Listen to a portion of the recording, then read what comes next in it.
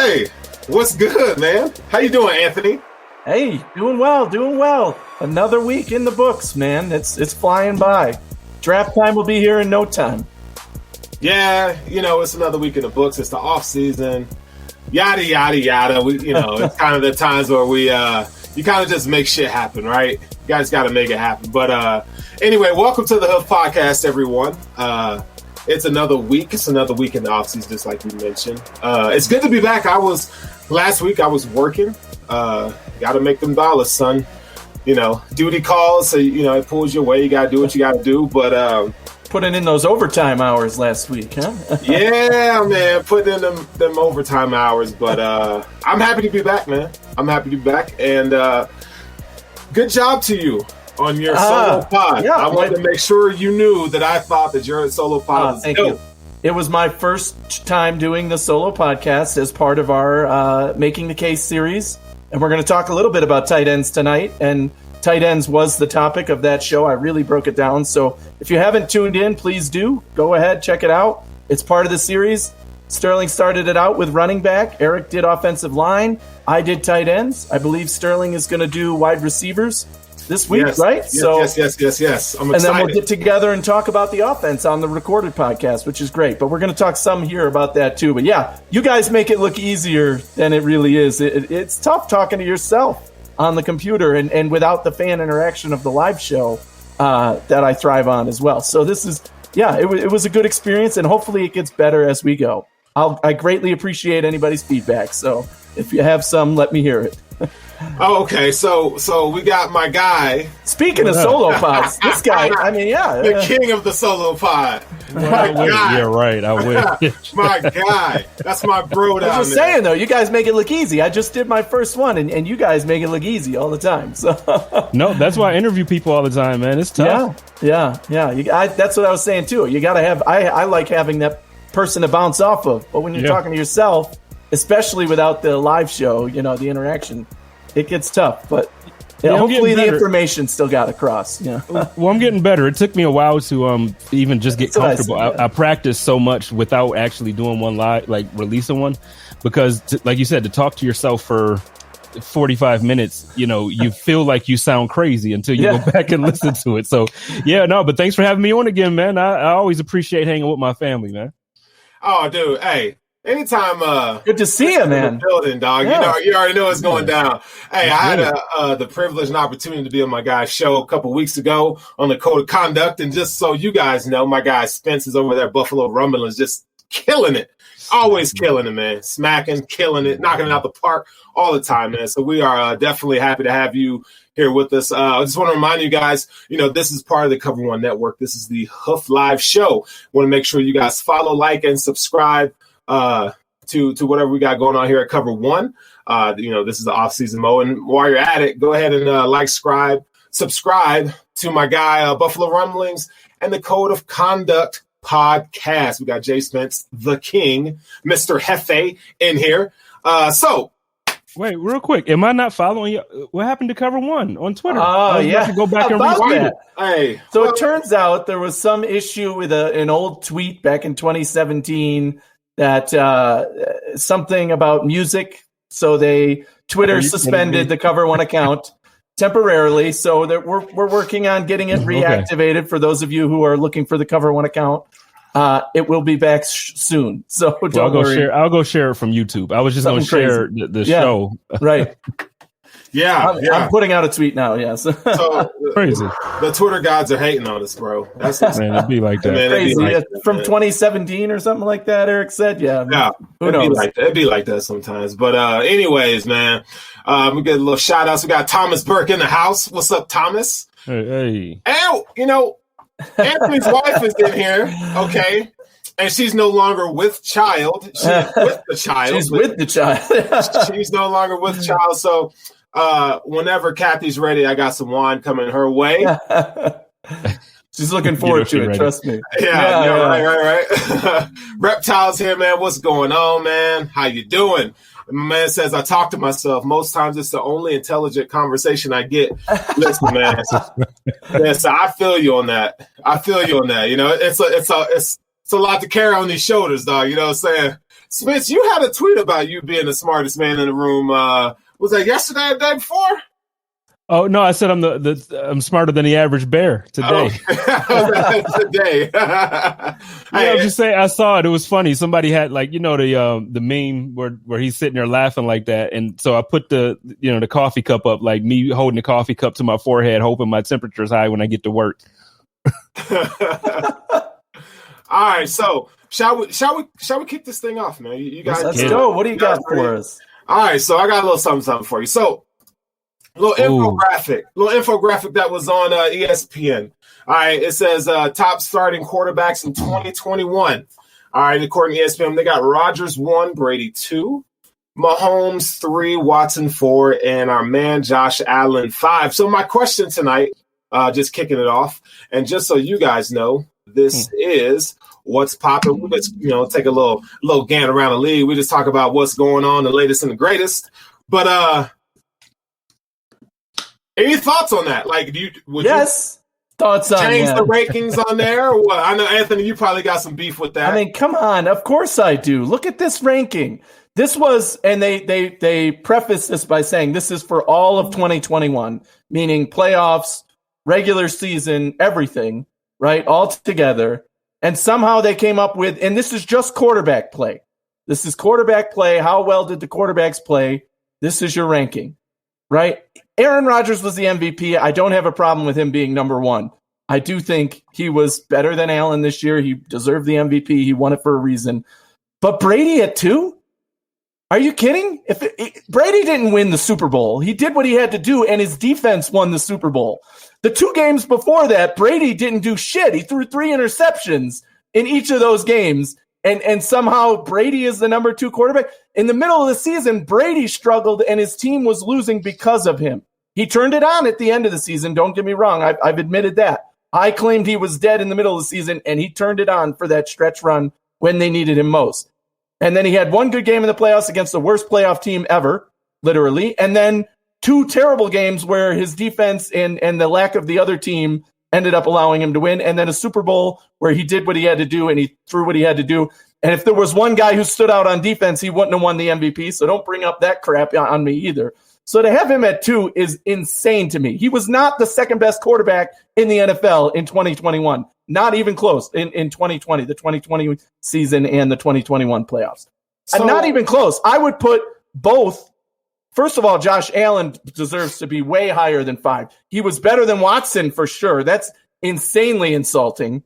When you're talking entire season that Josh Allen had plus the playoff games, and you're saying Watson is better than him? Listen. No, Watson didn't make it. Watson is a great quarterback, definitely a top 5 NFL quarterback. But we're talking this season entirely, and you don't have Josh Allen at least number 2, then you're wrong. I don't care who you are, you're wrong.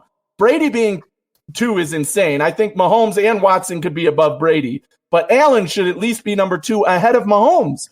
Because again, yes, Mahomes had the better team, the better record, but it wasn't because of him. It was Josh Allen was the reason his team won and consistently won and did everything he needed to in the regular season, into the postseason, until that last game when we lost. But I mean, it's insane to me. So my ranking would be Rodgers, Allen, Mahomes, Watson, Brady. So totally having Brady at 2 is insane to me.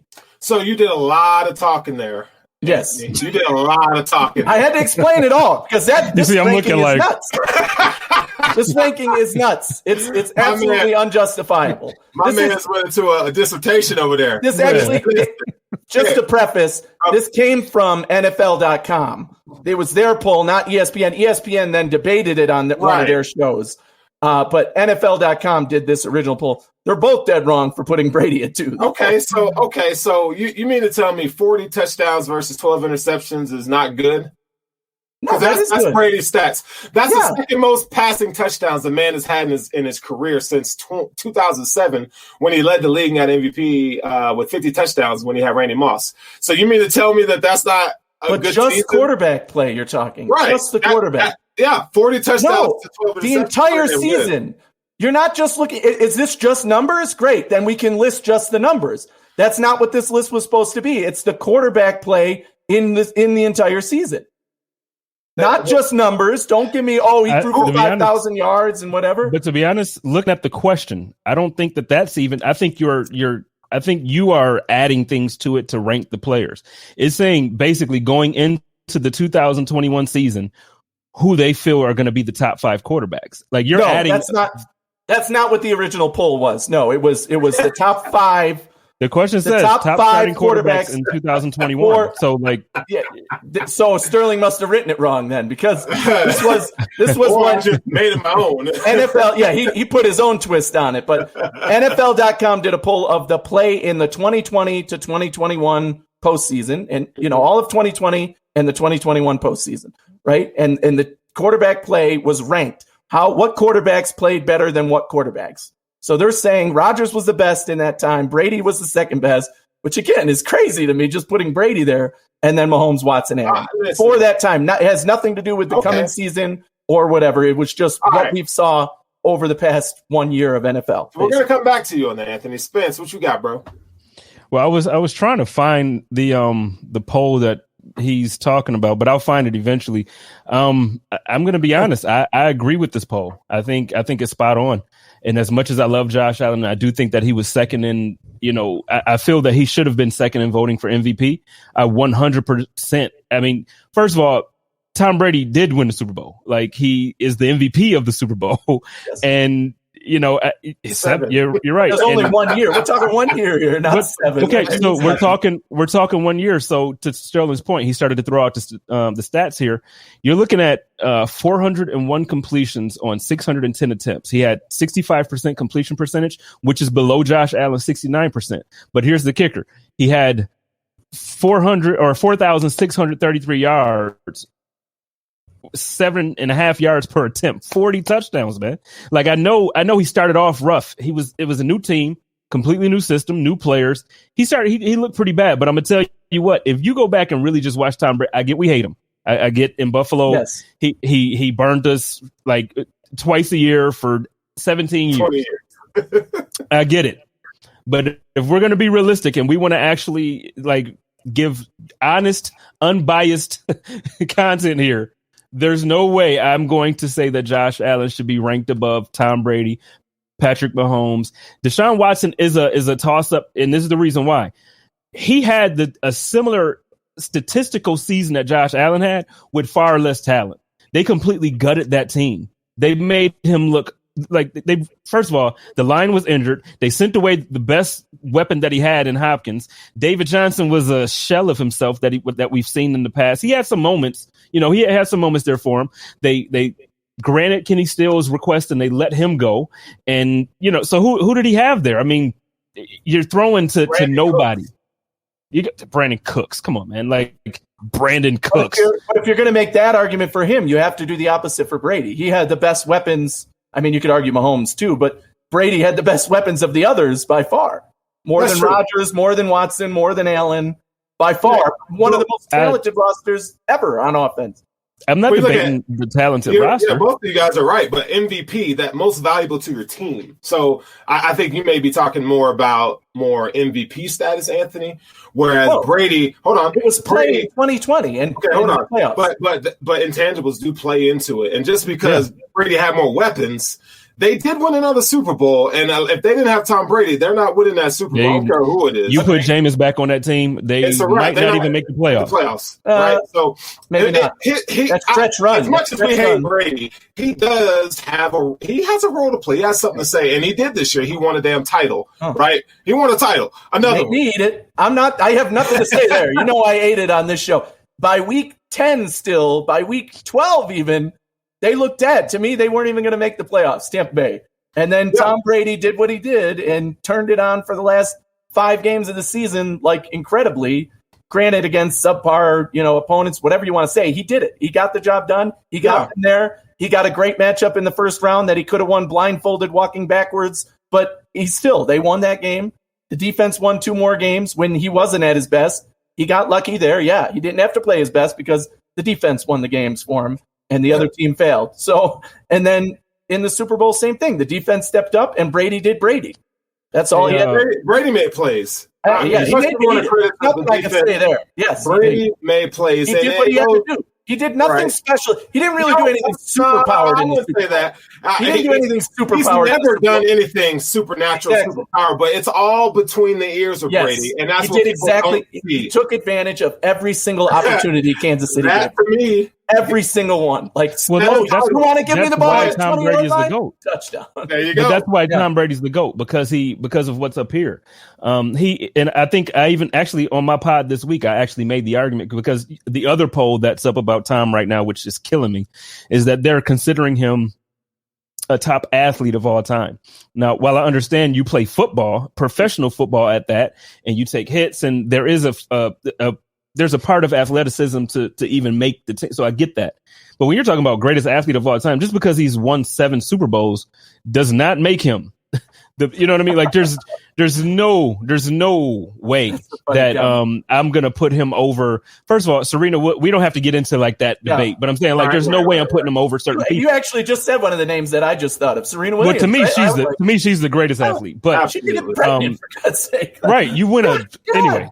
Yeah. But I did want to make a comment, if it's okay, about Thomas Burke's comment here. He said if Brady gets credit for Super Bowl, then Watson has to get credit for 4-12. Come on, I agree. He's getting credit that his team was 4-12. They didn't make the playoffs. They didn't win. What I'm talking about when we were talking about quarterback play specifically, I'm not talking about, MVP rankings. I'm not talking about how good the teams are. We're talking about if you're just taking quarterback play. Man, Watson still looked like he looked great with no roster on that 4-12 team.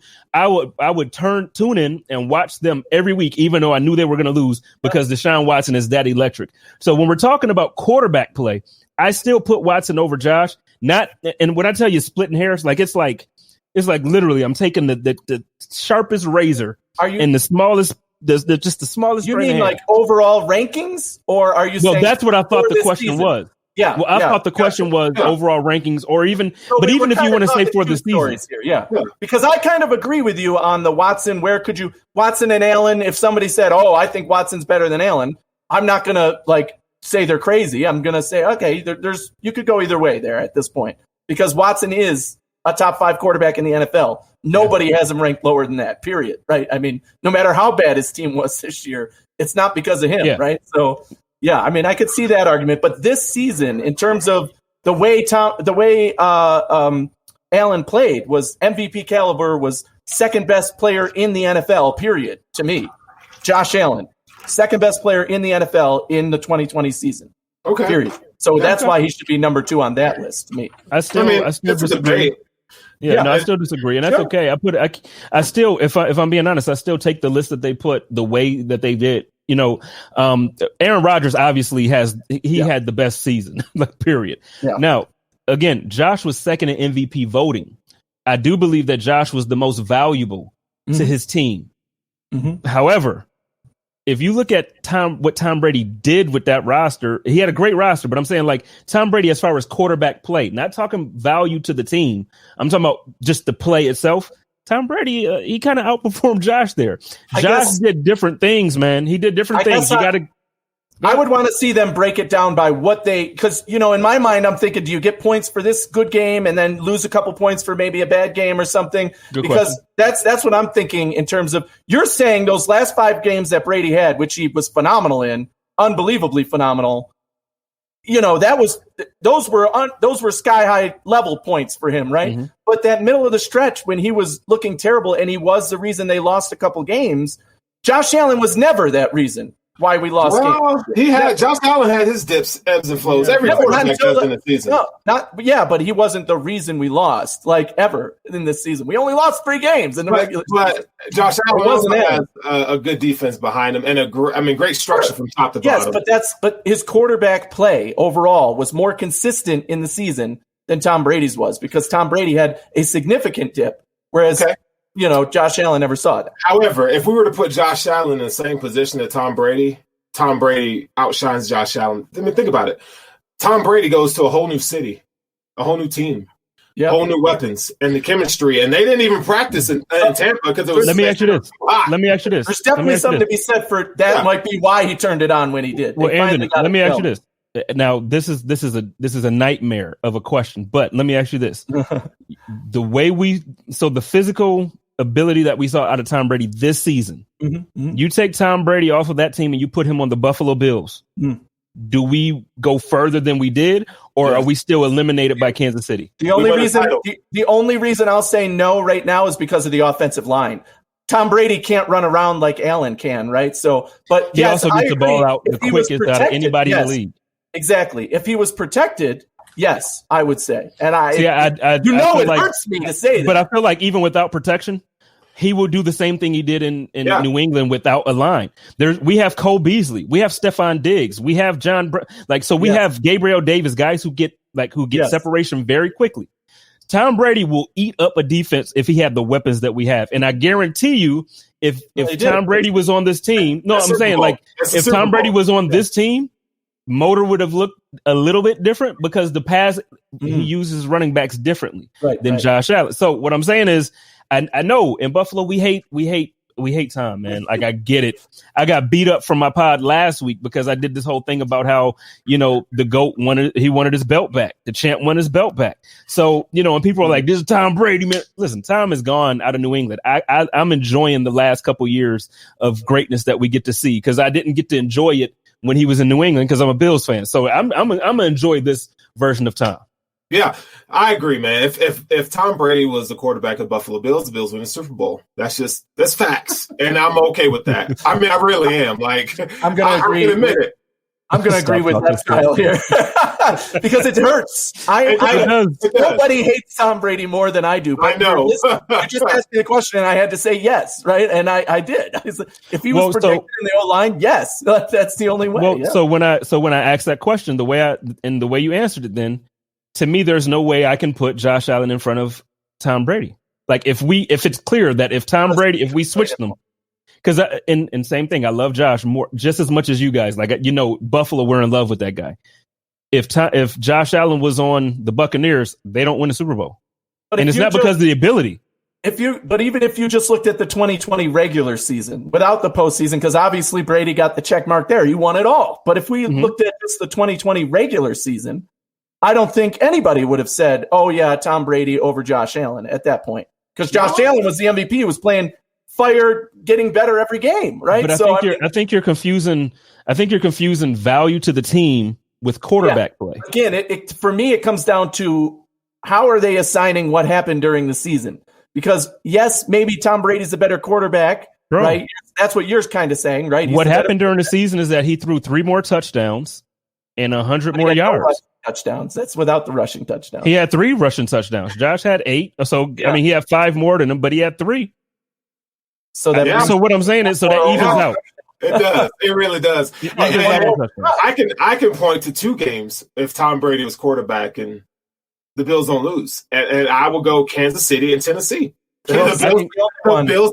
Oh no, because the Tennessee game we know was bullshit because of the COVID and all that. But if Tom Brady was there, the team would have shown up to play for that game. Why? Let me tell you why. It's because Josh Allen wasn't ready for those zone coverages that Tennessee played, right?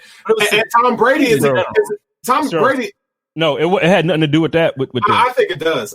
No. Because those games, those boys ain't want to play. Yeah, exactly. No, they didn't want to play. Them boys ain't want to play, man. Against Tennessee, the Kansas City game is your argument. If Tom Brady was on his team and we went down to Tennessee with all that stuff happening, Tom Brady would have had them boys like, look, this. I don't know what y'all thought. Y'all coming acting like y'all don't want to play. I'm Tom Brady. It would have been a different thing. And Josh is learning. Josh is going to be. Listen, Josh is hungry. He got that fire. So you give Josh a year or two after these heartbreaks. Did you see him sitting there on the sideline after this loss? Yeah. We're going to see another level of anger out of Josh. Oh, yeah. So Josh is going to be there. He just wasn't there this year. So ain't no diss to Josh. Josh. Josh is my guy. Right. But what I'm saying is there's a reason why Tom Brady has also played with great defenses through his career. I'm not going to act like he just was dominant every single year and won every single Super Bowl by himself. But what I'm saying is Tom has been there and he has that experience that we need Josh to get. And I know people don't like to talk about the intangibles in that way, but if we're talking about quarterback play, I'm taking that mental 10 times out of 10 because Tom Brady will do things even with less physical ability. He can still do things with. It's just amazing what Tom does, man. It's amazing. Yeah. All right, so let's go on and move. Let's keep it moving, shall we?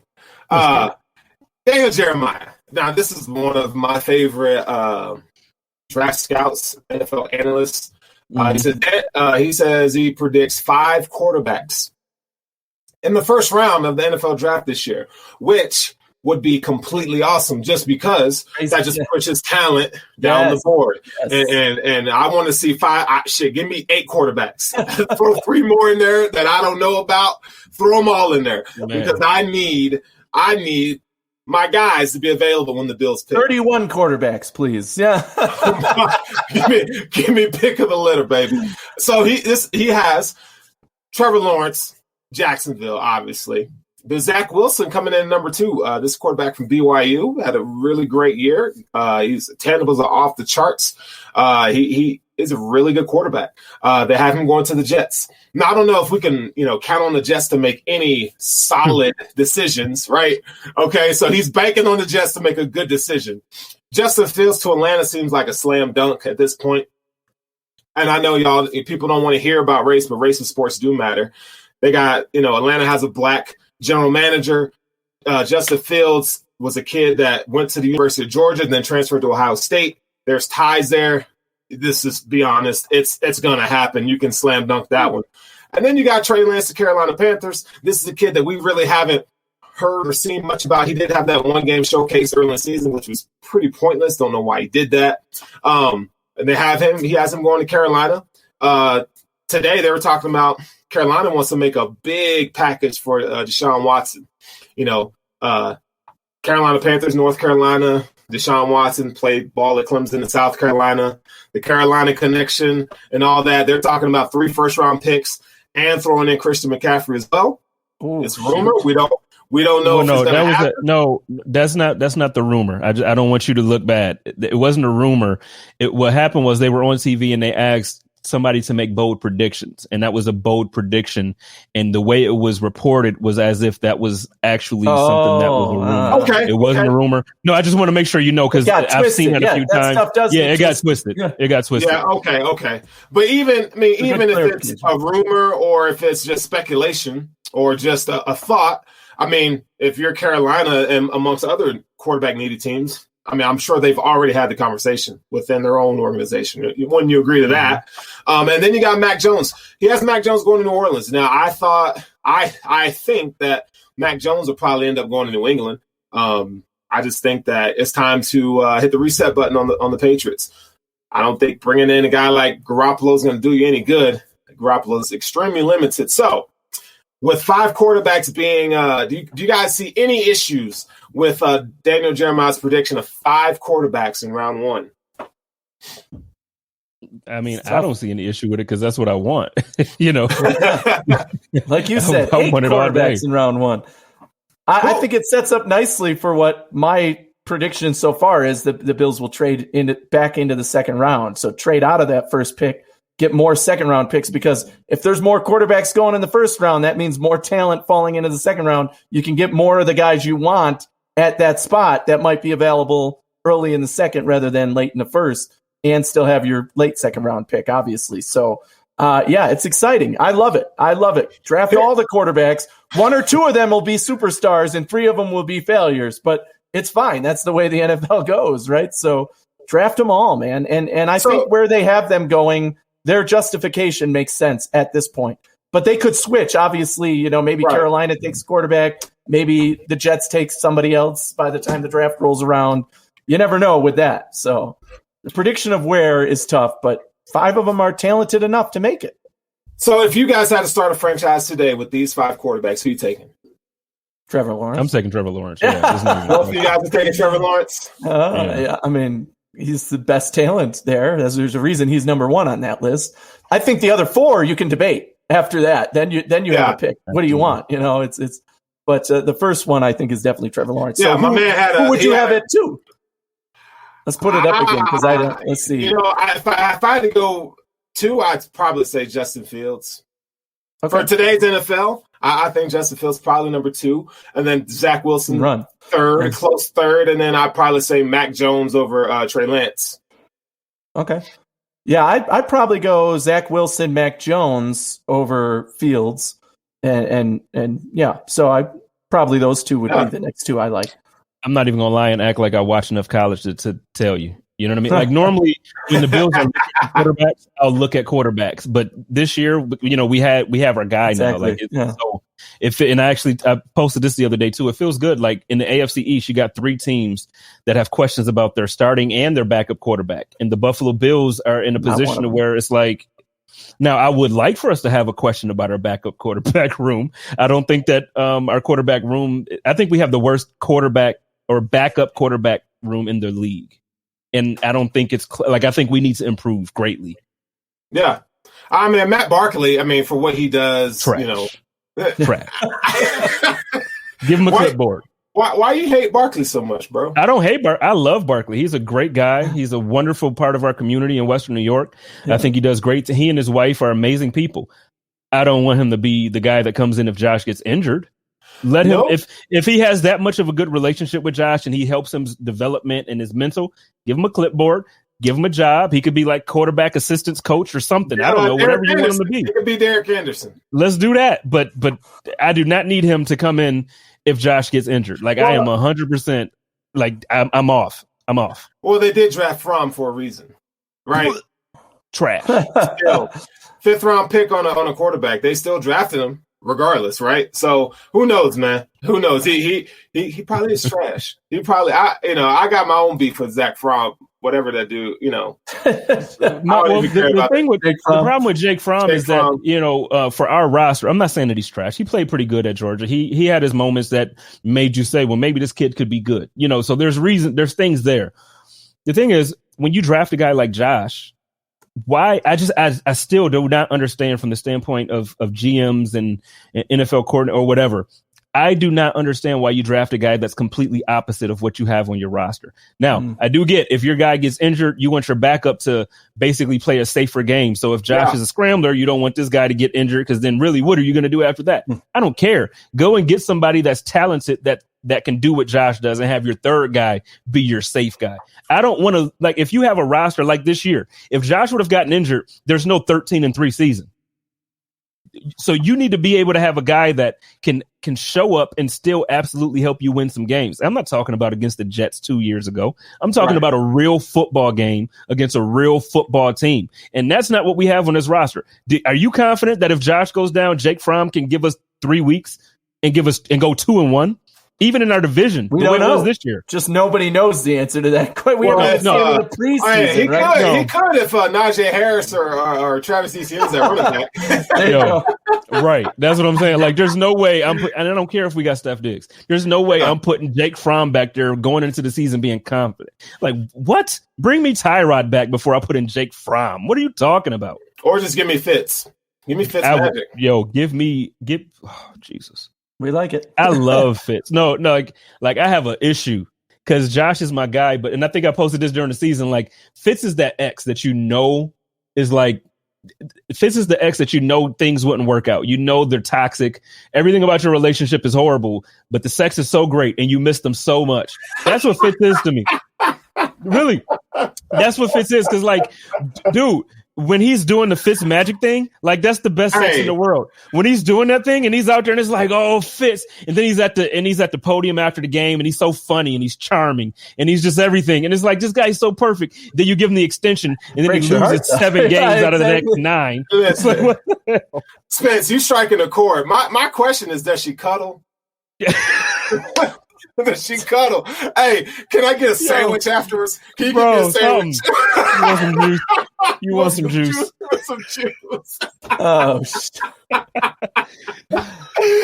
Hey, I'm parched. Can I get some juice? Bro, you got me about to drink some juice now. You started it. Hey, that's hilarious, though. The ex, that toxic ex. Oh, boy, do I have a lot of those. Moving on. And we're on to the next. Okay. All right. So anyway, speaking of exes, we have a situation where people are still talking about this JJ Watt thing. JJ Watt ain't coming to Buffalo. And I know, look, people are getting all, creamy about Well, he posted a picture with a blue and a red heart and chicken wings. Like, bro, everybody's chicken wings. Like, and so what? Yeah. So what? Yeah, he wasn't at Duff's. They make chicken wings, and I'm pretty sure all the states. So I don't think we're gonna get JJ Watt. However, rumors have it that he has an interest in the Browns. We don't know that for sure. He could be asking around $17 million a season, and if that's his asking price, the Bills are definitely going to say nobody's paying him that. Nobody is paying him $17 million a season. Nobody. A couple teams. Somebody will. Yeah, maybe like Jacksonville, but he's not going to those teams. He's going to teams that are competing right now in a season where the cap is cut. Cleveland doesn't even have that much money, do Cleveland they? has the money. Yeah, I think Cleveland has about 24 million. I think they have like 24 million really? cap space. Yeah. And they're going to waste it on one guy? I don't know about that. Look at Indiana, too. But I feel like Indianapolis is a team that he could look at that people sleep on. I don't know. You do bring up that the point of why he definitely is not coming to Buffalo. Sorry, again, fans out there who are clamoring for him to come to Buffalo. Just some money. Definitely not, though. Yeah, I mean, if he wants to win a Super Bowl, if his number one thing is I want to win a Super Bowl, he'll come to Buffalo. Listen, I'll tell you why he's going to go to some team that is willing to pay him at least $10 million or somewhere near that. The Bills aren't going anywhere near $10 million. We can't. The Bills will absolutely give him $10 million. I don't think so. Oh, yeah, they would. But I'll tell you why. But I don't want to. I don't want to go to $10 million. I don't want to. Don't give him that. Look, is he somebody who would help this team? Yes. Would I love to have him on the team? Sure. He's a talent, but he's injury prone. We don't know. He's getting worse as he gets older. And paying him $10 million a year. Just wait. He's younger than Jerry Hughes. Yeah. He's missed less games. No. I'm about to. It's true. Yeah, it's true. Look it up. Missed no games. Bro. Go look it up. Yeah. JJ Watt is Iron Man, dude. I hear what you're saying. I hate hearing this. He's injury prone type thing. He's not. JJ Watt is a game changer, and he has played injured. He's a tough guy.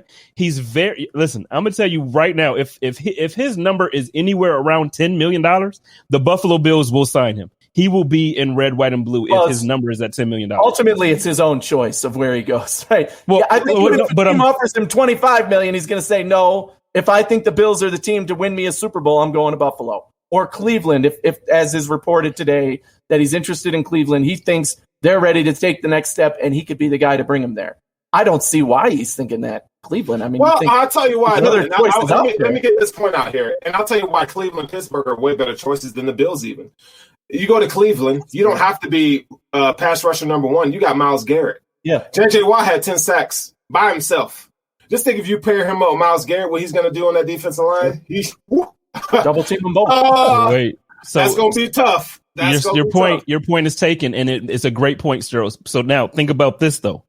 So this year, the Buffalo Bills really didn't have a guy that was eating up any double teams. Starr is coming back. And you saw what Starr did when we had Shaq Lawson and Jordan Phillips. You bring a guy you bring him back. Yeah. Let's bring Starr back. He's going to eat up double teams. You bring a guy like J.J. Watt. He's going to eat up double teams. You talk about Jerry Hughes, Epinesa. You talk about my guy. I'm just saying, you talk about my guy Ed Oliver. Right. I'm just telling you, got two guys that can eat up double teams. This situation in Buffalo is very sexy.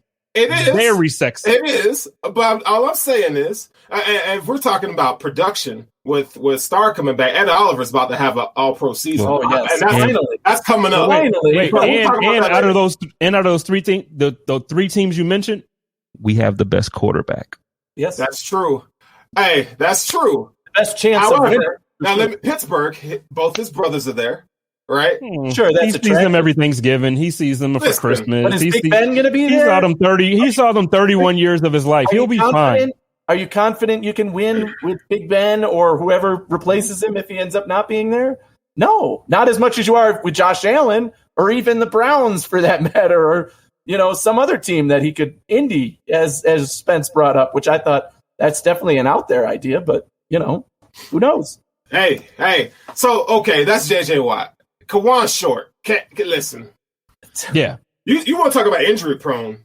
Kawan Short is injury prone, and my guy, his statistically, okay, he hasn't had since 2015. I think he had 11 sacks in 2015 or something like that, and he's 6, 7.5, 3, 0 in 2019 and 0 in 2020 due to injury. I mean, I think he's a very serviceable. He's a good defensive tackle. However, it depends on the price. Yeah, that's what I was going to ask. What do you think he commands as a price? What would you pay for him? $5 million?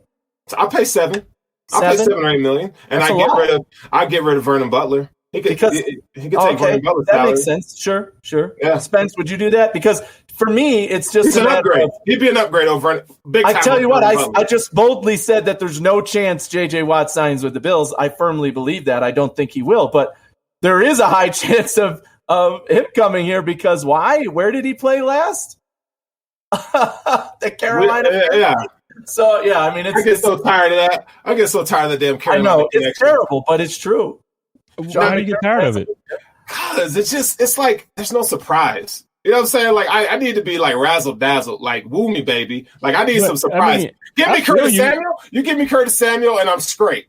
Well, I understand what you mean. Like there's no razzle dazzle, and there's no. I get that, but at the same time, when you think about it, I got in a huge debate with somebody about this because somebody kept saying, "Oh, it's like it's not working. We got to stop this shit." No. My thing is like, bro. We were just in the AFC Conference Championship. So I don't care how many people Brandon Beane brings from North Carolina, South Carolina, East Carolina, West Carolina. I don't care where they come from. If we're making it to every year, we're going further. So listen, I don't care who he brings from Carolina. He can bring the kicker that got cut last season. Make him on the practice squad. If it helps for morale in the locker room, whatever Brandon Beane and Sean McDermott is doing, it's working. I don't care how many people are on the train coming from North Carolina. I will say this about this move that does make sense that they are good at, Beane and McDermott, and that is a veteran. Like look at this year with Darrell Williams, right? We paid him $2 million to be one of the best tackles in the NFL this year, and he's going to cash in on that. So now this is the type of player where, as you mentioned, Sterling, he's been injured the last 2 years, totally underperformed, but what do Buffalo have going for them? Well, we're a great team now, so it's attractive for free agents. But we also have the best facilities in the NFL. The best, hands down, in terms of injuries and rehabilitating players and getting them to play at the top of their game. And I think that there is something to be said of that. Great. You want to come to Buffalo? We'll give you a 1-year deal to prove yourself worthy of getting the top dollar next time. So maybe they bring him in for $3 to $5 million for 1 year, just to see what he can do, and then have him play up to his ability and cash in the next year. I'm of the position, or I'm taking the perspective of I don't want to waste money. This was our original window. So this year coming up, like we were a year, ahead of schedule this year with Diggs and Josh playing how we played. So this year coming up is really the year that we thought, okay, we got a shot at this thing. I don't want to waste money on an injury-prone guy like that. And again, we just talked about how JJ had injuries. We talked about how other people had injuries. But what I'm saying is, if you have a shot and you have a window, go for it, man. Stop. Forget him. If you're going to spend money on your defensive line, you need somebody that's disruptive. Due to injury, he hasn't been disruptive for some time. JJ Watt, with injury, has still been disruptive. He draws a double team every single play. If I'm the Buffalo Bills and you're talking about defensive line, dude, but you just got done saying the right thing, that you trust what Beane and McDermott do. And I think I trust their evaluation of players in terms of, was he just injury prone because of a certain thing that we think we can fix or something? Whatever the scouts, whatever the doctors and all that say, they trust that evaluation enough to say, we're going to put this number on you. I trust them. 2 million, 5 million, whatever it is, versus a JJ Watt is going to cost you at least. But see, I trust them, but there's things that there's different factors that come along with each signing. So I trust them. So initially, the Carolina thing was about culture. So I trusted them to change the culture. They did that. Then I trusted them to fix the offensive weapons. They did that. Then I trusted them to build a championship mindset. They did that. Now I don't need culture. I don't need you to bring me a guy that's still trying to prove himself. I don't need you to. Now we're a great team and we need one or two more pieces to push us over the top. I don't need guys who need to prove themselves. Right. Give me a proven guy to push me over. But here's my counterpoint. Think different now, bro. But here's my counterpoint to that. You only have so much money and so many positions to fill. And we're going to get on the topic of tight ends here soon too. And wait, go ahead, finish that part. No, finish that part though. Which position do you want to invest in? Right? Do you invest in the defensive end for $10 million that is JJ Watt, the difference maker, or do you sign somebody like Short for $2.5 million, who kind of fills one of those needs and can be one of those players? Granted, he's not going to be the only one you bring in because he's not JJ Watt, but you can bring in multiple players for that $10 million that you'd give JJ Watt. Versus signing a tight end for $8 million and an offensive lineman for $8 million or something like that, right? So there's only so much money to go around to fill these positions. Matt Milano and Darrell Williams being the priorities in-house that we want to re-sign. Not for me. You can get on Matt Milano. Just on the free agent. I'm also concerned now that he's probably not going to be. I have a name that nobody's talking about. Well, wait, before you do that, Sterling, because Anthony just had this whole thing about, well, how much do you want to spend and where you want to invest it? Okay, so the Buffalo Bills spent a lot of money on D-line. A lot of money on a defensive line this year with no real type of nothing good. Like we were the highest or most overpaid defensive line because we didn't perform. Yes. So if you take the Butler contract, if you take the Jefferson contract, you take the contract of the guys that we overpaid that didn't perform, and you just replace those guys with a JJ Watt. I'm just saying. No, but what I'm saying, you're spending that money. That money is spent on the defensive line already, and we're not getting the production that we are spending for. So if you're going to go for it, you spend on the guy that can push you over. Now, I think real talk. Now, I'm just answering questions with you guys, but real talk. I think the offensive line is the most important part in the offseason this year. Like hands down. Like give me a blocker. Right? On my show today. Well, on my show today, the show was, is it worth signing JJ Watt in Buffalo? So all the stuff that I'm saying to you, like, yeah, he's going to be great. And if I'm the Bills, real talk, I don't want him. Because real talk, I want a solid offensive line with depth. Mm-hmm. So it's not that I don't want him because he's not good. It's that I value having Josh stay in the pocket more often than him running, taking unnecessary hits. And I value having a running game when we need it. So I assume you mean a guard. Is that who you want to bring in? Or you're saying Darrell Williams? No, I'm saying an offensive line. Yeah. So we have pieces. So, obviously we got our left tackle. We got Ford. We got Williams. I think we're going to re-sign Williams. I think we'll re-sign Feliciano. And I think we'll keep, obviously, Morris. I think they might try to restructure. But so we got 5 guys, but we need depth and we need to improve on some things. I'm still not sold on Cody Ford. I'm just not. Give me a pass. Give me a run blocking guard. That's what we really need the most on that offensive line. But you got to pay up for that too in the free agency or draft if that's where you end up going. But obviously, in that case, you probably want a sure thing in free agency more than drafting a guy who's unknown, because then you're in the same place you are with Cody Ford in my mind. I have an idea. At 30. Oh, go ahead. My bad. I have an idea, though. And first of all, I agree with what you guys are saying about offensive line because it's definitely needed. You can get a guy like Landon Dickerson. Hell, anybody on Alabama's offensive line, bring them. I'll take it. Any one of them. Because they pancaking everybody. They're killing everybody. But before we get back into that, there's a free agent signing that I could anticipate the Bills doing, and that's A.J. Boye. The Broncos released that guy. Mm-hmm. He can ball. And what you're paying Josh Norman at what was $6 million and all this kind of ish. A.J. Boye is better than E.J. I mean, he's better than any CB2 we have on our squad. So that's something to look for. You heard it here first. I'm the first one who's going to say that. In Bills community, A.J. Boye will be a really good cornerback in the system. But back to the offense, I agree. Offensive line, we kind of need it. And Ike Bacher is what he doesn't need to be a starter. He needs to be depth, right? Cody Ford, you're right. We don't know what Cody Ford is, but we know his best position is left guard. That's his best position. Not tackle, and I was wrong.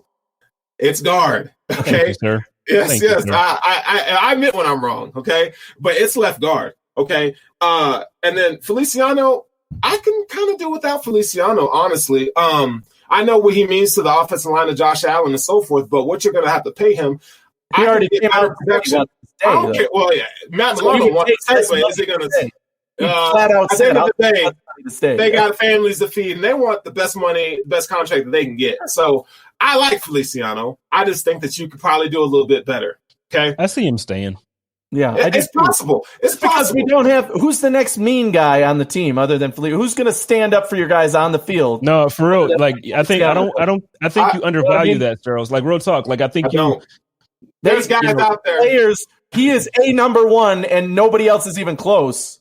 Listen, I don't know what y'all. A nice guy can block his ass off too. You don't have to be just. No, it's not about blocking. No, we're not talking about blocking. It's rough and what are we talking about? Offensive line.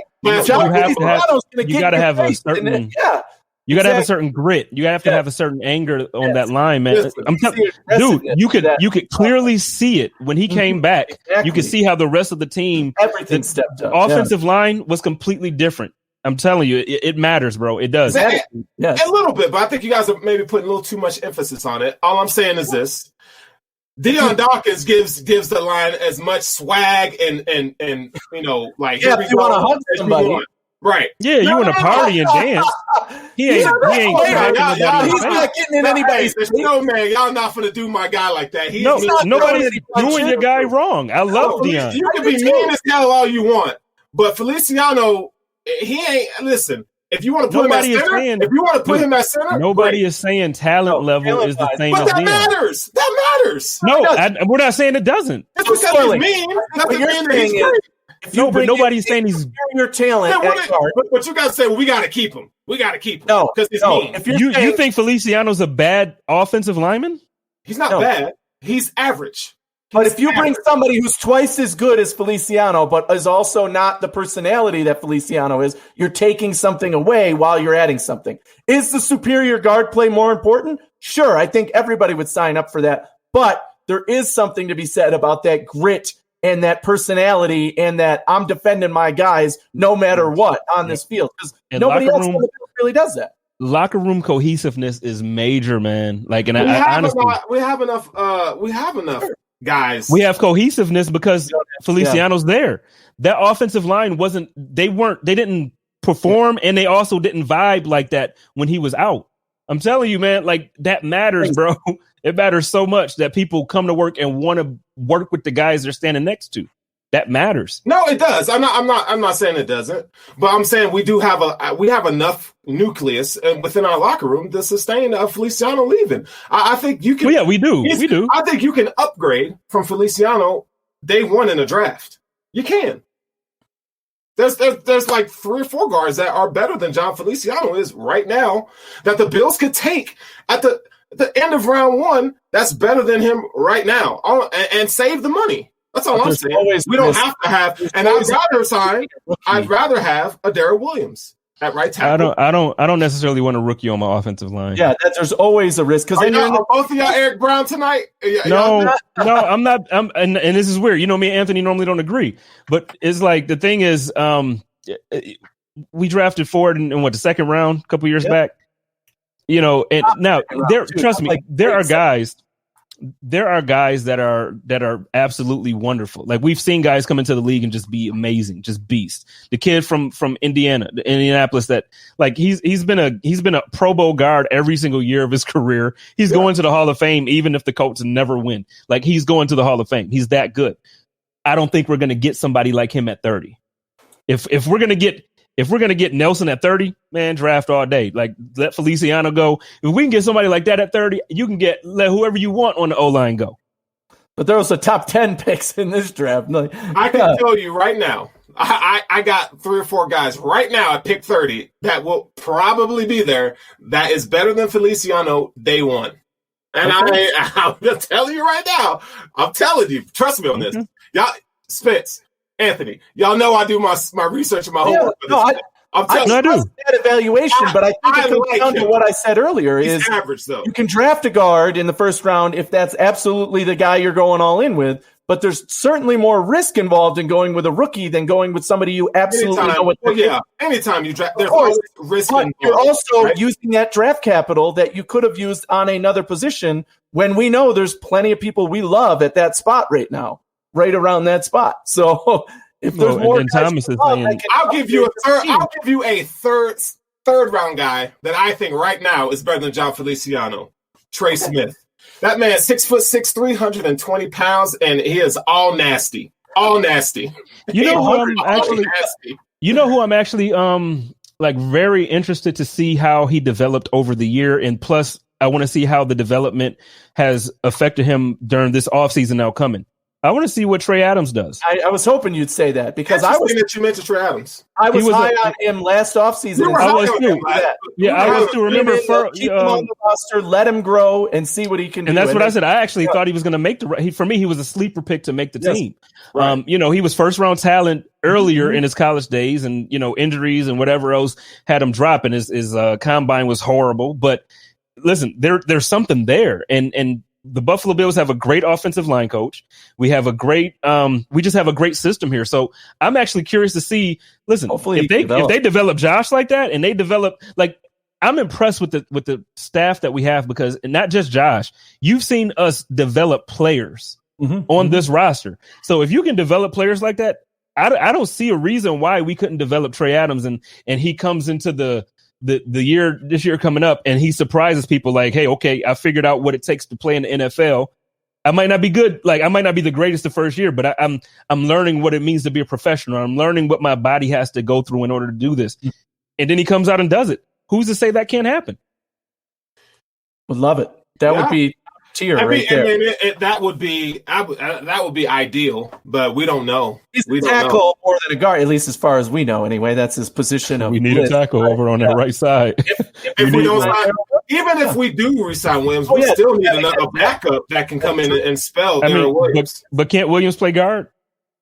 He can. But that's not his position. That's when he struggled. That's why we got him for $2 million, because they played him at guard a lot toward the last few years due to injuries, not just because of him, but because of guys around him. He had to play guard, but his position is right tackle, as we saw.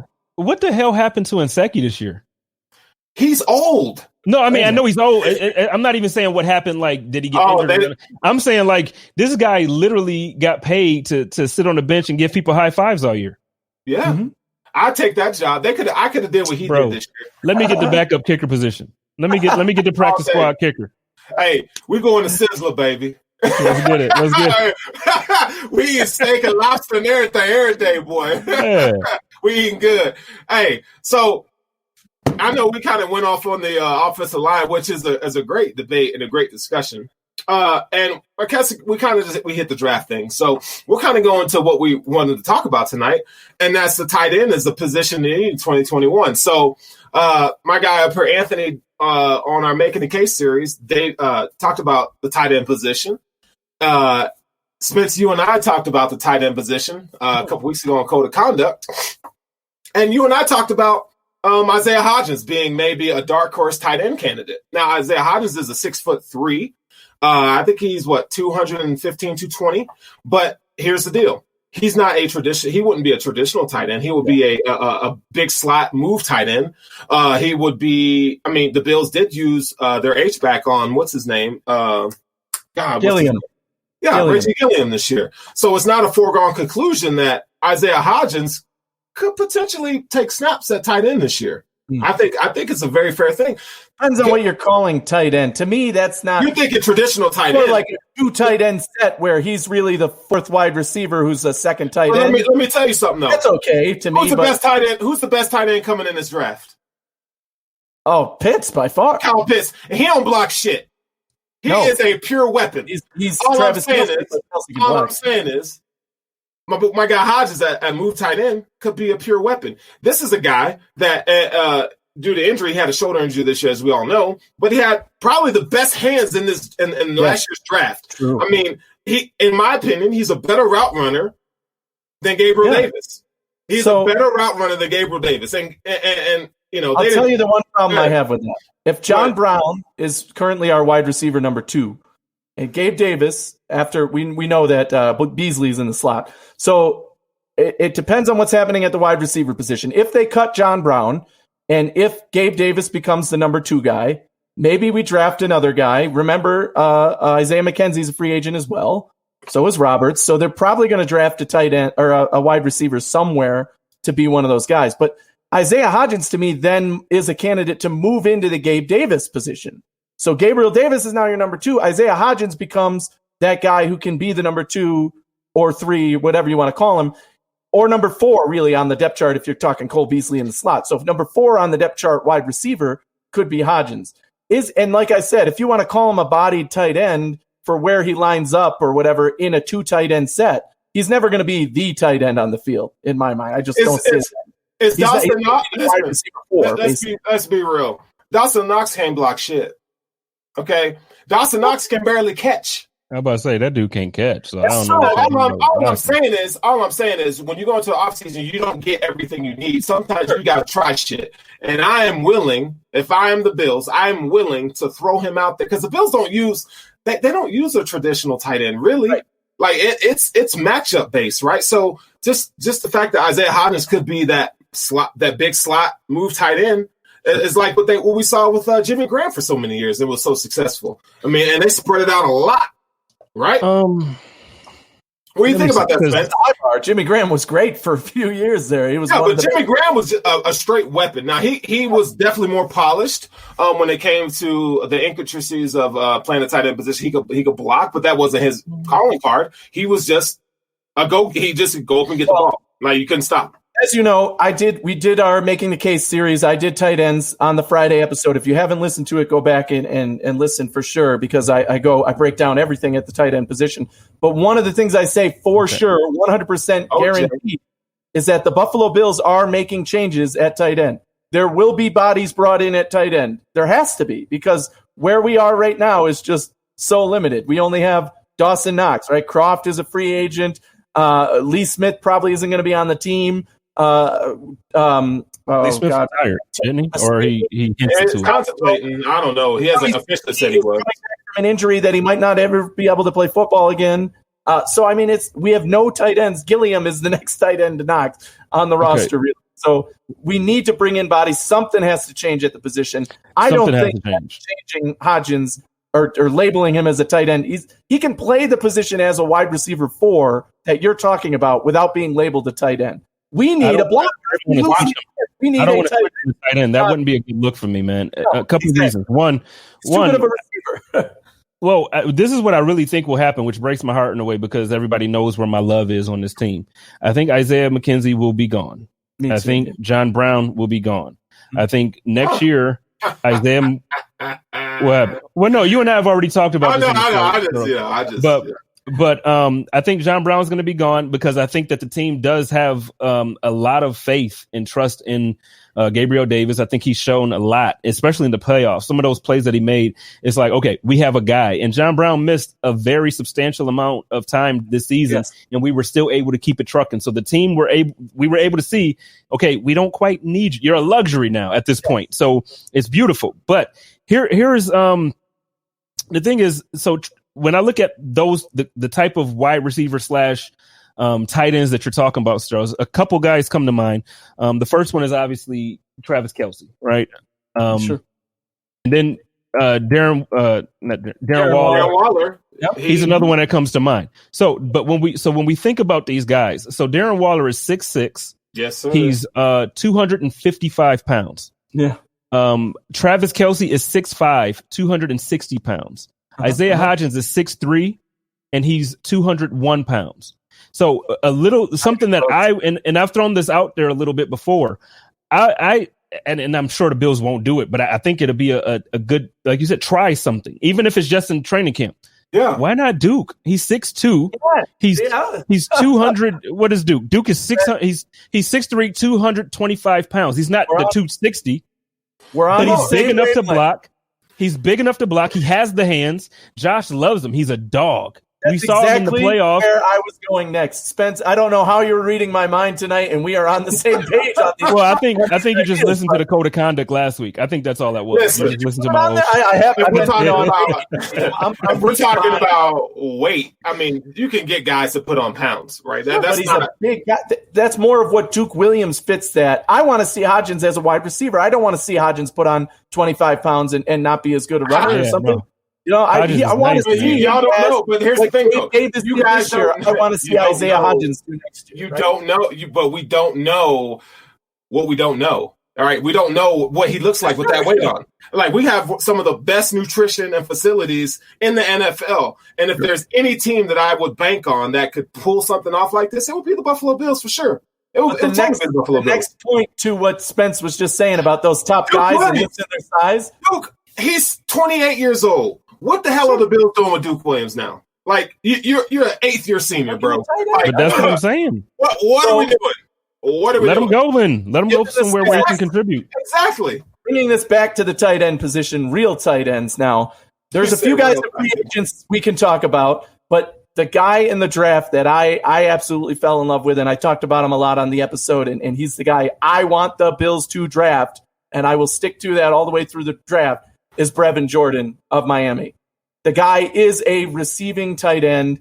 He jumps off the tape. He's the type of guy who will bring your offense to the next level. Now, Kyle Pitts is by far the best tight end in the draft, one of the best ever in the draft, if you ask me, talent-wise, and he's going in the top 10 for a reason.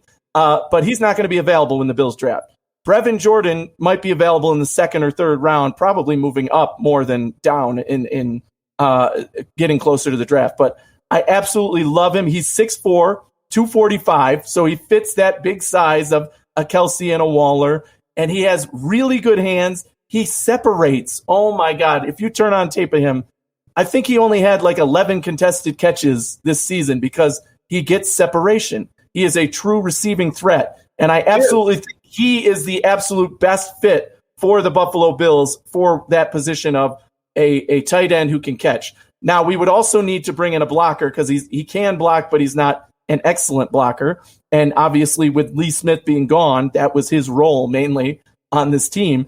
Gilliam can do that for sure. Tommy Sweeney can do that. Tommy Sweeney can do Lee Smith's role. Tommy Sweeney, we don't know if he's ever going to play football again because he has a heart condition. We don't know what's going to happen with him. So he's listed as non-football. Him and Gilliam can sort that out. Real quick, can I because I don't want it to go too far and I forget to do this. I do want everybody to know I was just talking about trying stuff. I'm not saying that I think Duke should be, because Reptile, and I love everybody in here. I hope you all don't think that I want Duke to be our starting tight end next year. That is not what I'm suggesting in any way.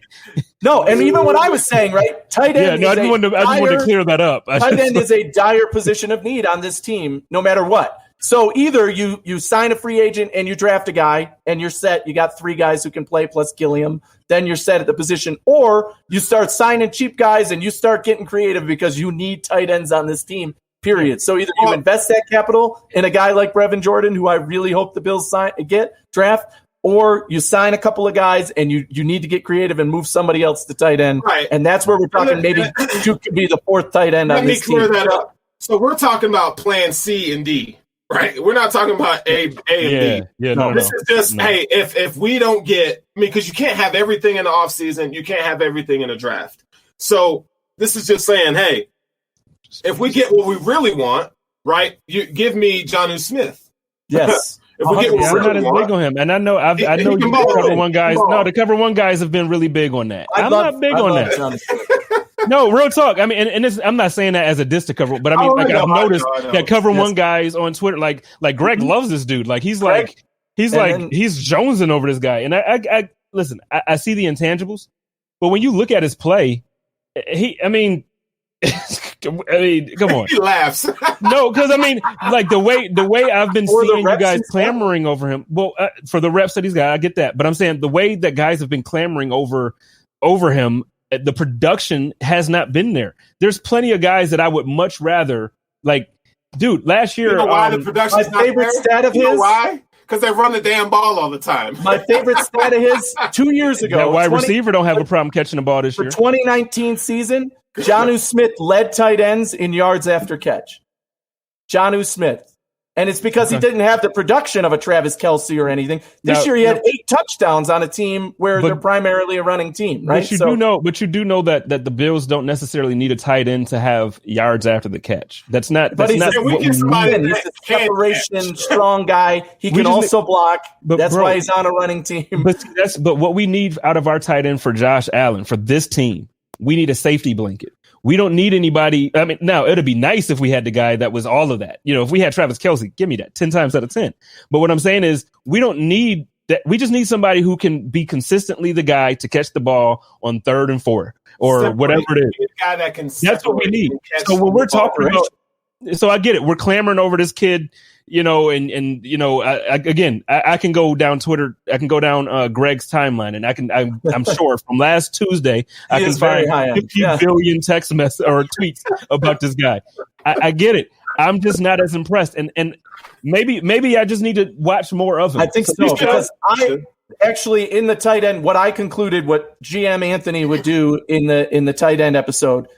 Number 1, I want to sign Jonnu Smith, and number 2 is draft Brevin Jordan, and I think that really helps us out at the tight end position. Now, if you don't choose to invest in tight end and you sign some of the cheaper guys who we can talk about now, but I went through a couple on the episode, you can sign those cheaper guys and maybe draft 2 tight ends, one like Brevin Jordan, who is your pass catcher, and then one in the later rounds or even an undrafted guy who's more of a blocking specialist because we need that. That's going to still be a blocking specialist. You need a blocking tight end on this team. That's because your offensive line couldn't get it done. That's why Lee Smith was pass there. Protection on Josh Allen too. You need that extra offensive lineman on those teams.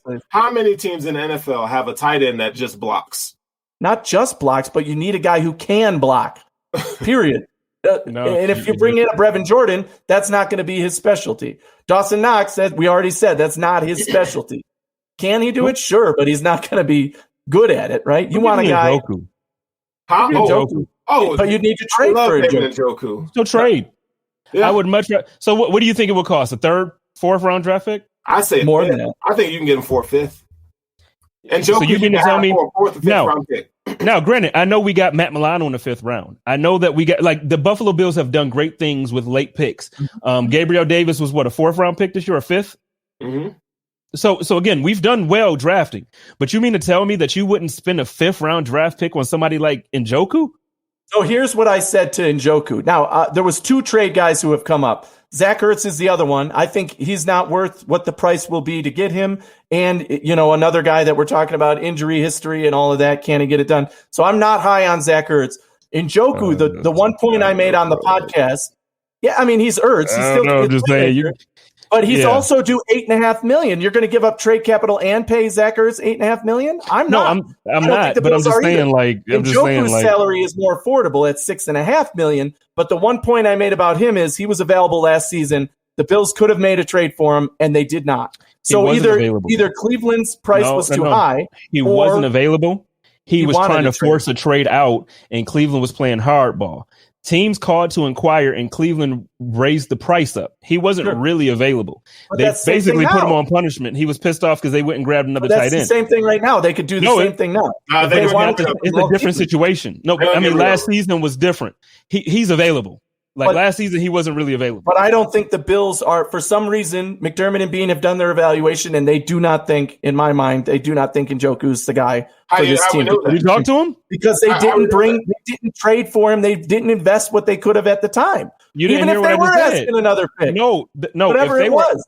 If they're asking a 2nd round draft pick for Njoku, you don't do that. But that's what Cleveland was driving the price up. He was a 1st round draft pick, so they're going to try to get every ounce. So they were driving the price up for him.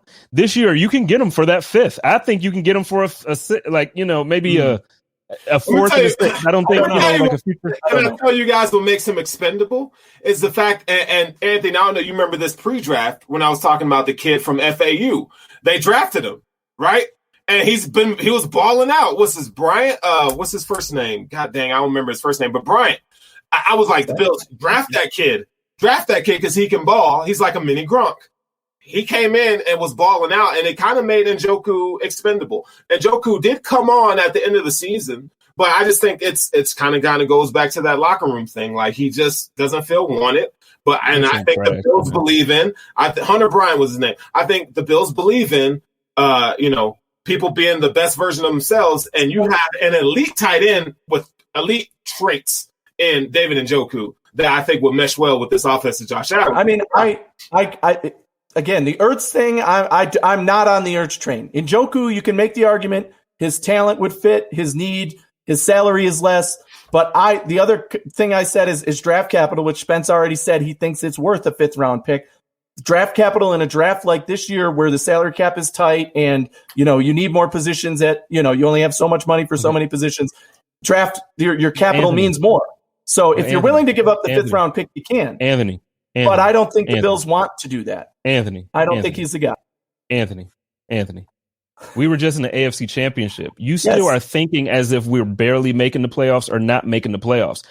I was going to cuss, but this ain't my platform. You can't. Talking about draft capital and all that stuff. Forget all of that, man. But that's what we have Bean does. No, bro. We have a window. Bean has already built the roster that he needs to build. There's no more there obviously you want to sustain it long term. Njoku doesn't bring anything that Brevin Jordan does for me.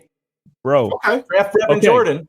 Now, where will we be able to draft him? Where will we be able to draft Jordan? Second round, max. Second round, right? Second or third, if he's still available and you trade back. Top of the third. That's my question. No, but that's my question to you. So you're talking about capital and all this stuff. He might not be available when we pick again in the second round, so we'd have to trade up, right? Maybe. So you're giving up more draft picks. In this draft. I'm not trading up for anyone in this draft. At this point, I would much rather give up a 5th round draft pick for Njoku, who I know would fit this roster, fit this team, be a beast. He would come in here and he would absolutely give us everything we wanted at the tight end position.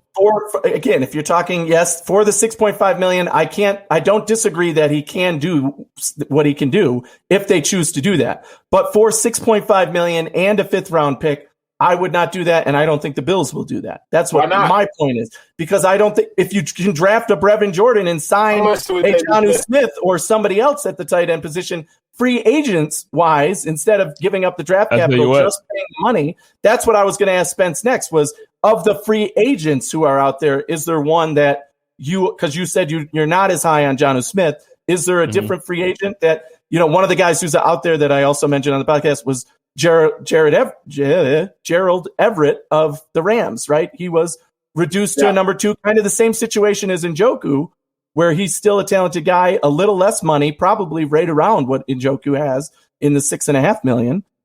If you end up getting that guy, so I don't know if that's more your flavor than a Jonnu Smith, then maybe.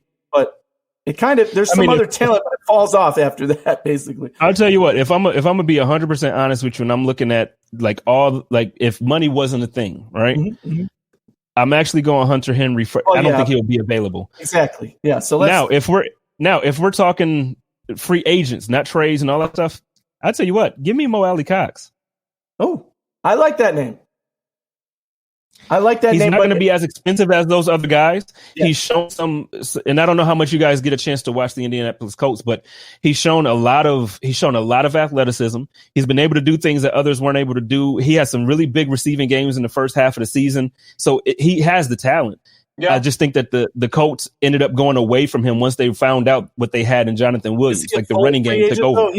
I think he's like a restricted, one of the weird free agents. He's a restricted free agent. Yeah. He's a restricted free agent. I agree. I like that name. I do, because he would be cheaper, much cheaper. You could bring him in and draft a Brevin Jordan and be set, at the tight end position. So I'm with you on that name. I like that one. But I don't think he's as much of a game changer as a Jonnu Smith would be for this offense. Well, no. But what I do also want you to understand, like I said, the point that I made, I wasn't just trying to argue with you this time, like I promised. Yeah. No. You do have to understand, like, this isn't the Buffalo Bills of yesteryear. So we're not in the position to have to we don't have to greatly improve. We're not as far away as you think. So when we're talking about, you're like, oh no, I would much rather draft this. Listen, this year coming up is not the year to develop players on the field. This is the year to go and punch people in the mouth. So the guys that we've been developing, it's time for them to show us something. Agreed. The guys that we're going to sign, you guys got to come in and give us value to this team. Now, we're going to draft guys that will need to be developed. I'm not saying don't draft. I'm not saying that.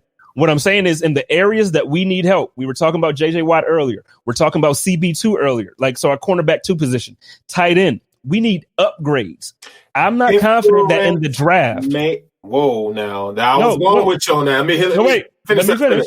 So I'm not confident that in the draft, in every area that we have a need, you'll have the opportunity to improve, because we just don't have the position to be able to. We're drafting 30.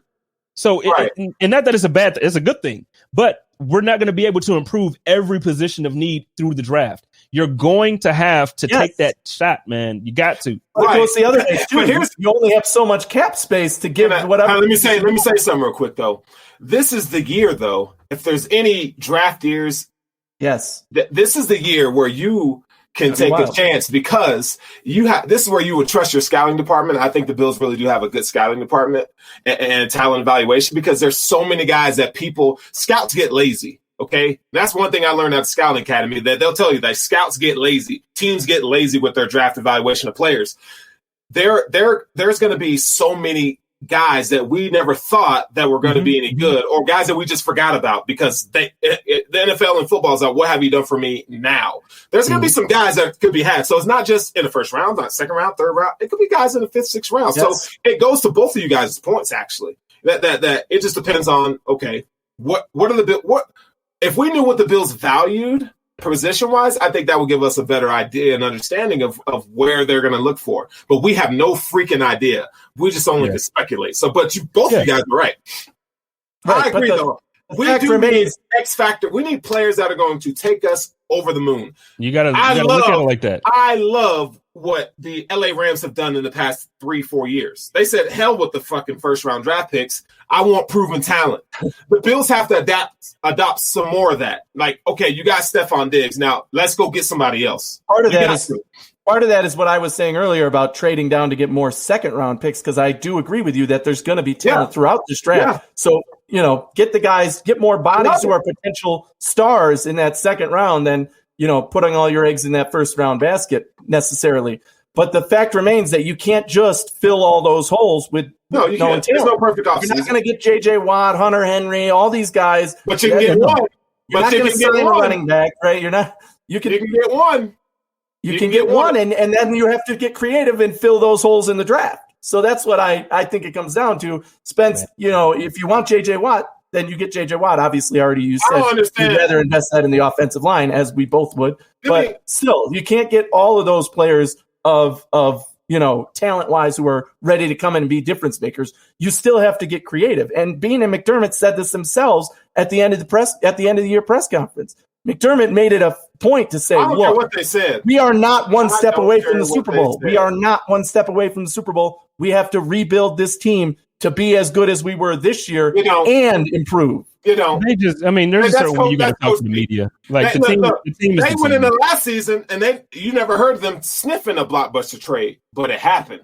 You see what I'm saying? Like there was you heard them sniffing. We were they tried Antonio Brown. But they tried Antonio Brown. They tried to make them. Only thing they said at the end of last season, we just got to score more points. There was no, Yeah, but still, you knew Brandon Bean's aggressive, and we knew wide receiver was exactly. So we can't go in saying, why are they not they're just not going to be aggressive anymore? Just because they said, well, we're not going to explore any blockbuster trades unless something comes in your lap. To your point, they did not say that last year. They did not say we are not going to do anything crazy this year. They did say that this year.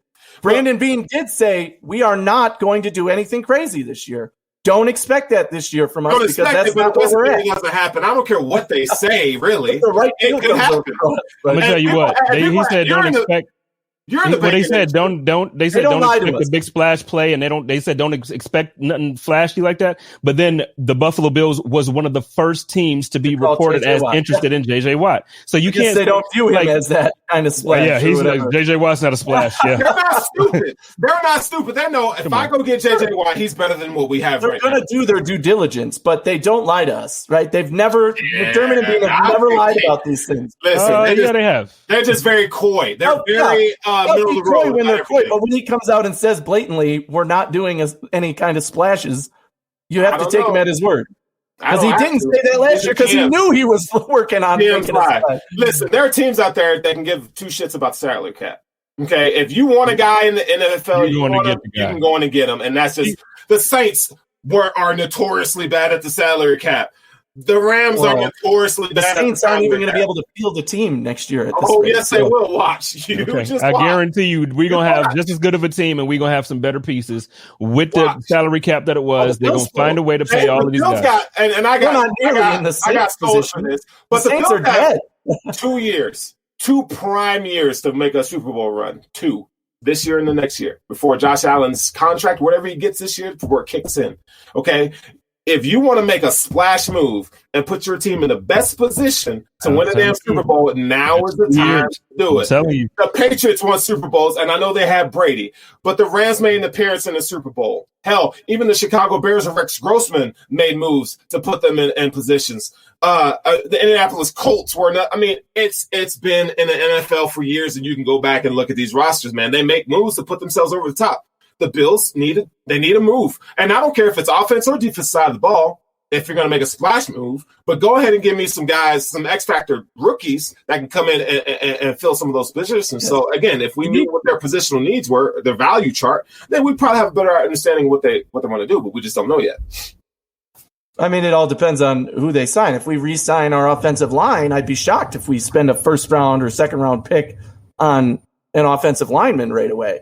If they bring back all 5 guys, granted, we need depth, but we are going to need a tight end or a defensive lineman, some other position of need if we decide to invest that money in offensive linemen. Same thing goes for the D-line. And we know they're going to get creative and rework contracts and make all the money happen, which Greg Tom said has gone over extensively in the podcast with Anthony Prohaska a couple weeks ago. I got to get Greg on. I got to get him on and talk about dollars, man. He makes it work. Well, look. We can talk about this all night, but the fact of the matter is, y'all, I think we're done. I think we need to go on and table it. I think we need to go back to the drawing board, kind of, write some stuff up. Because, I mean, there's so many different things that the Bills could do this year. Man. I was going to say, what I think we need to do for one of these shows coming up is do our own GMing and put in the guys we want. You want J.J. Watt? Great. What are you doing at offensive line? How are you going to make it work with the cap space and the rework? How are you going to make, if you get J.J. Watt, fill those other spots? Same thing. If I sign Jonnu Smith, how am I going to make the defensive line work next year versus, Spence, who might be signing a cheaper tight end, drafting a guy, and then signing J.J. Watt or something. It's all creative. You're right. It depends on how they want to handle it. But like I said, I really, especially as content creators, man, like when you're going into your show, please, for me, just like take a step back and take a moment and think and say, okay, wait. But we are good. We are very good. Yeah. We were in the conference championship. We made the Final Four of the NFL last year. We are not that far away. I know what the GM and the coach said, that we're many steps away. I know that they feel, that's coach talk and that's GM talk. And you got to do that because you have to be realistic with yourself and you got to be honest and say, hey, we missed the mark. So they're going to be harsh on themselves. But in reality, if you take a step back and look at this season, nobody going into this season with the roster we had and the schedule that we had thought that we will win 13 games. We thought maybe 11, 10. That's what most people were saying. But 13-3, then the AFC Conference Championship. No, nobody thought that. So the thing is, it's like, dude, we're there. So you got to look at it the way the Patriots used to be, where every year it's like, damn, they're in the Super Bowl. Damn, they're in the conference championship. And then they go out and they add Stephon Gilmore. They sign the best cornerback in the league. Then they'll come and they'll sign a stud corner or a stud linebacker or just something. They make a move that might not be splashy as far as a weapon, but they've upgraded a very important position. We are in the position where we need that type of production from very specific places. So what I'm saying is, I get, like, years past, all of like the training we've had as Bills fans has been on mediocre teams. This is uncharted territory for us. So you really have to take a step back and be like, wait, this ain't what I'm used to. You got to look at it different. That's all I'm saying. I love you guys. Appreciate you having me on. Check out the Code of Conduct every Tuesday, every Monday, dropping on the Buffalo Rumblings Podcast Network. I'm out here doing the damn thing. Shout out to my guys over there, my man Bruce Nolan, my man Anthony, everybody. Just shout out everybody over there at Buffalo Rumblings, man. And I appreciate you guys at Cover One, the Hoof Pod. You guys are my family all day. Yeah. Oh yeah, you already know it all. It pops when we got my guy on here. Exactly. But hey, we love it. You ain't running shit. I tell you when you can start talking your business. All right, dog. I was like, let me hurry up and get this out of here. Let me get this out the way. Plug in his show. You better be glad you family. We'll tell you when you can plug his show. I had me and Joe had that joke one time too. Joe was on the show and I was just like, wait, no, this is my show, Joe. This is my show. I remember that one. Yeah. No, man, hey, we love having you on, man. Thank you for joining us. Again, yeah, he's right. Follow, like, subscribe to the Code of Conduct, Buffalo Rumblings, man. Those are our guys too, man. And there ain't no pod. I always say there's no pod wars around here. We kick with everybody. We won't care. This is how we get down. But it's all love, man. It really is all love. And again, this is the Cover One Network, and this is the Hoof Live, and we'll be back at it with another episode next week. And we out of here. Go Bills. Bills.